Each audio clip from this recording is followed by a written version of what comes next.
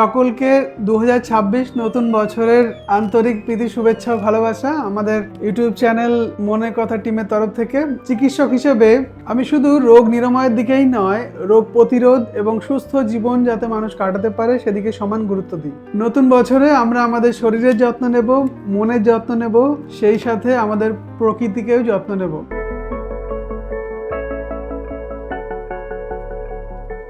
Hello everyone, আমি doctor S K Zaman, consultant psychiatrist, Calcutta national medical college. আজকের এই বিশেষ দিনে সবাইকে শুভেচ্ছা জানানোর সাথে সাথে একটা ছোট্ট বার্তা আমি ভাগ করে নিতে চাই।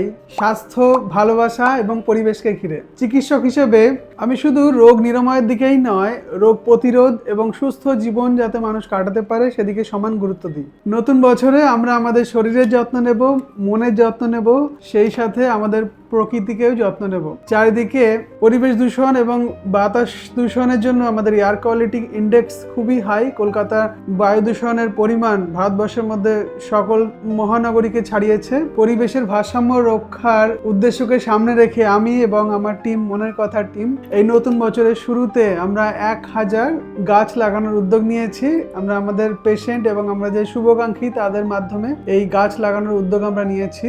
এই ছোট্ট পদক্ষেপ আগামী প্রজন্মের জন্য একটা সুন্দর সুস্থ পৃথিবীর তৈরি হওয়ার সূচনা হতে পারে। আমরা এই ছোট্ট ভিডিওর মাধ্যমে বার্তা দিতে চাই, সকলকে জানাতেও চাই যে আপনারাও চাইলে এইভাবে এগিয়ে আসতে পারেন। আমরা জানি বহু সংস্থা বা বহু মানুষ পরিবেশ রক্ষার জন্য লড়াই করে যাচ্ছেন, আমরা হয়তো তাদের সাথে সামিল হলাম এই পরিবেশ রক্ষার যুদ্ধে। গাছ শুধু অক্সিজেনই দেয় না, আমাদের মনকেও শান্ত করে। সুতরাং এটি মানসিক স্বাস্থ্যের জন্য অত্যন্ত গুরুত্বপূর্ণ। আমাদের চারপাশ যত সবুজ হবে, আমাদের মন তত শান্ত হবে, আমরা তত মানসিক রোগ থেকে মুক্ত হতে পারবো। এই নতুন বছরে আসুন আমরা প্রতিজ্ঞা করি, আমরা আমাদের শরীরকে ভালো রাখবো, আমরা আমাদের মনকে ভালো রাখবো, মনে যত্ন নেব, সেই সাথে সাথে আমাদের এই প্রকৃতি মায়ের যত্ন নেব। সবাই খুব ভালো থাকুন। সকলকে হ্যাপি নিউ ইয়ার। ডক্টর জামান এবং মনের কথা টিমের তরফ থেকে থ্যাংক ইউ সো মাচ।